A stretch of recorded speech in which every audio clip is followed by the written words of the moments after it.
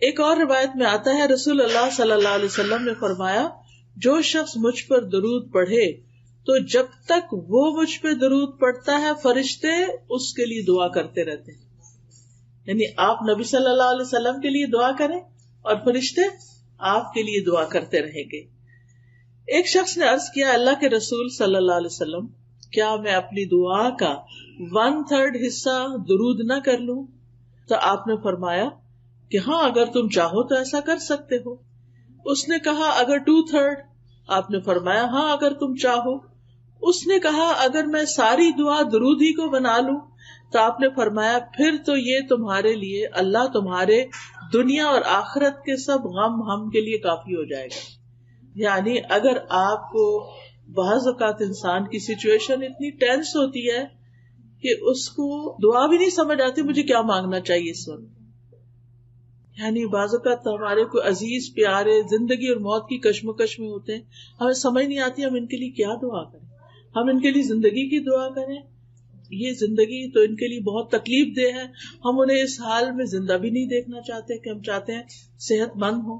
اور اگر صحت کی دعا کرتے ہیں تو ڈاکٹرز کہتے ہیں کہ یہ ساری زندگی پیرالائزڈ رہیں گے, یہ اپنے منہ سے کھا نہیں سکیں گے, اپنے منہ سے پی نہیں سکیں گے. کچھ سمجھ ہی نہیں آتی کہ پھر کیا مانگے اور کیا نہ مانگے. تو ایسی صورت میں ہم درود شریف پڑھنا شروع کر دیں کہ اللہ کی رحمت آ جائے, اور اگر اللہ کی رحمت آ جائے تو اللہ تعالیٰ اس بندے کو بالکل سیدھا اٹھا کے کھڑا کر سکتا ہے. جو رب مردوں کو اٹھا کے کھڑا کر سکتا ہے, جو مردوں کو زندہ کرے گا, کیا وہ ایک بیمار شخص کو, ایک تکلیف کی حالت میں جو شخص ہے اس کو وہ سیدھا تندرست نہیں کر سکتا؟ بالکل کر سکتا ہے. اللہ تعالیٰ کے لیے تو کچھ بھی مشکل نہیں. تو اس لیے ہمیں اپنی زندگی میں درود کی کثرت کر دینی چاہیے.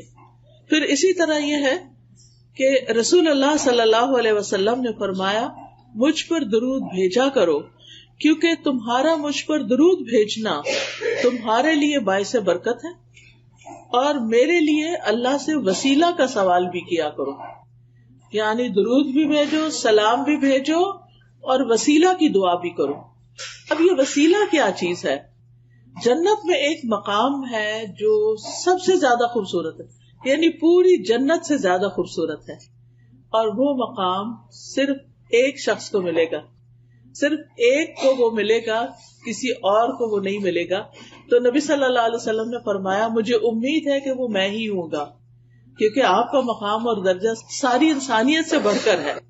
تو اب آپ دیکھیے کہ وہ ہے تو آپ کے لیے, لیکن آپ نے امت کو شرف بخشا کہ ہم آپ کے لیے یہ دعا کریں کہ اللہ تعالیٰ ہمارے نبی کو وہ مقام وسیلہ عطا فرمانا.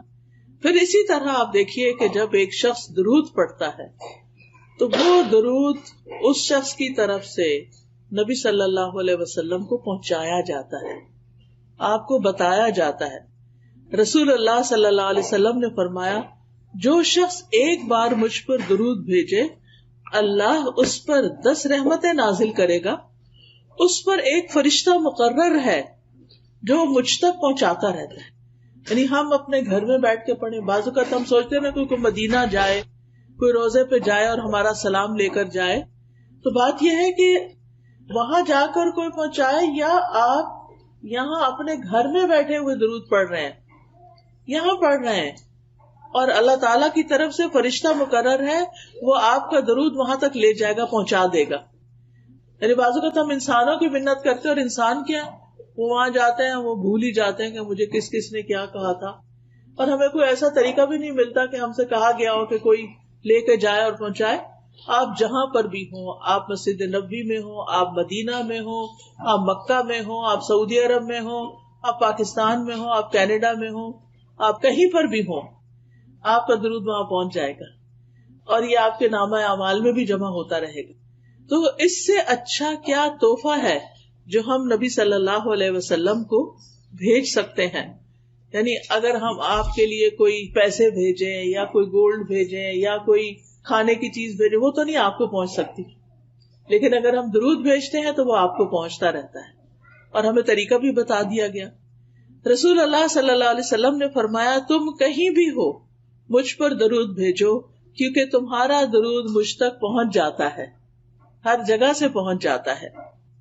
اب جو شخص نبی صلی اللہ علیہ وسلم کے لیے درود بھیجے گا اور سلام بھیجے گا اور خاص طور پر آپ کے لیے وسیلہ کی دعا کرے گا تو قیامت کے دن اس کو نبی صلی اللہ علیہ وسلم کی سفارش حاصل ہوگی، اس کے لیے شفاعت ہوگی.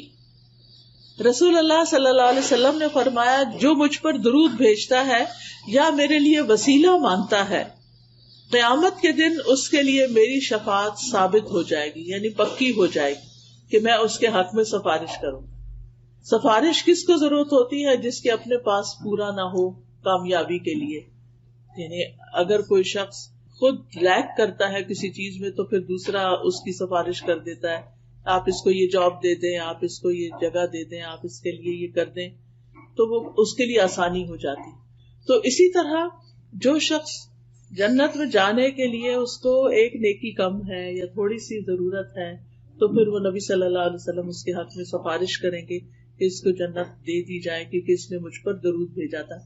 اسی طرح اگر کوئی شخص اپنے برے اعمال کی وجہ سے توبہ کیے بغیر دنیا سے چلا گیا اور قیامت کے دن اس کی پکڑ ہو گئی اور اس کو جہنم میں پھینک دیا گیا تو نبی صلی اللہ علیہ وسلم کو اللہ تعالیٰ حق دیں گے شفاعت کا، حق کے شفاعت، اور پھر آپ کی سفارش سے اس کو آگ سے بھی نکال لیا جائے گا.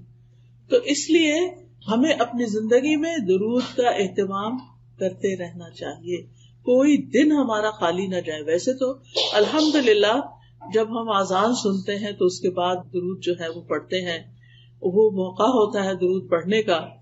پھر اسی طرح نماز ہماری مکمل ہی نہیں ہوتی، نماز پوری ہی نہیں ہوتی، نماز ادا ہی نہیں ہوتی اگر ہم اس میں درود شریف نہ پڑھیں. مثلاً اگر کسی کا اتحیات پڑھتے ہوئے اتحیات پر وضو ٹوٹ گیا اور اس نے درود نہیں پڑھا تو اس کو نماز لوٹانی ہوگی کیونکہ اس کی نماز نہیں ہوئی. تو اس لیے چاہے آپ اس وقت پورا درود نہ بھی پڑھ سکیں، اللہم صلی علی نبینا محمد کہہ دیں، اللہم صلی وسلم وبارک علی نبینا محمد، اللہم صلی علی محمد وعلی آل محمد، یعنی کوئی بھی آپ اس میں سے پڑھ لیتے ہیں اور سلام جلدی سے پھیر دیتے ہیں. کیا اس وقت آپ مزید کنٹینیو نہیں کر سکتے کہ آپ کا وضو ٹوٹ جائے گا تو آپ کی نماز پوری ہو جائے گی اگر آپ نے درود شریف پر اینڈ کر دیا. تو اس سے بھی آپ اندازہ لگائیں کہ کتنا ضروری ہے.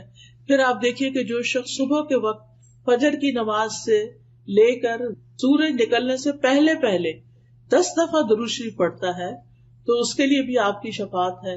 اور کتنی رحمتیں، ایک دفعہ پڑھنے پر 10 رحمتیں تو 10 دفعہ پڑھنے پر کتنی ہوں گی؟ 100 رحمتیں ہو جائیں گی. یعنی صبح ہی صبح اپنا دن شروع کرنے سے پہلے آپ 100 رحمتیں سمیٹ لیتے ہیں. پھر اسی طرح نبی صلی اللہ علیہ وسلم پر جب تک درود نہ پڑھا جائے دعا روک لی جاتی. یعنی کچھ دعائیں ایسی ہیں کہ جن میں ہمیں پہلے درود شریف پڑھنا ہی ہوتا ہے اور پھر اس کے بعد دعا مانگی جائے تو درود شریف اس دعا کو اوپر لے جانے کا سبب بنتا ہے. پھر اسی طرح آپ صلی اللہ علیہ وسلم نے فرمایا بخیل ہے وہ شخص، سٹنجی ہے وہ شخص کہ جس کے سامنے میرا ذکر کیا جائے اور وہ مجھ پر درود نہ پڑھے. درود پڑھنا جو ہے یہ جنت میں لے جانے والا کام ہے، اور جو درود نہیں پڑھتا وہ جنت میں جانے کا راستہ کھو دیتا ہے. حضرت حسین بن علی رضی اللہ عنہ امام حسین سے مروی ہے کہ رسول اللہ صلی اللہ علیہ وسلم نے فرمایا جس کے پاس میرا ذکر کیا گیا یعنی میرا نام لیا گیا اور وہ مجھ پر درود پڑھنا بھول گیا، اس نے پڑھا ہی نہیں، صلی اللہ علیہ وسلم نہیں کہا. ہونا تو یہ چاہیے نا، جب بھی آپ کا نام لیا جائے تو دل ہی دل میں یا ہلکی سی آواز سے صلی اللہ علیہ وسلم پڑھ لیا جائے. اور جو نہیں پڑھتا اسے دھیان سے نہ سنا اور نہ پڑھا وہ جنت کے راستے سے بھٹک گیا. یعنی جو راستہ جنت کی طرف لے جانے والا تھا اس نے وہ چھوڑ دیا، وہ کہیں اور ہی چل پڑا. یعنی اس سے بھی اس کی امپورٹنس کا پتہ چلتا ہے.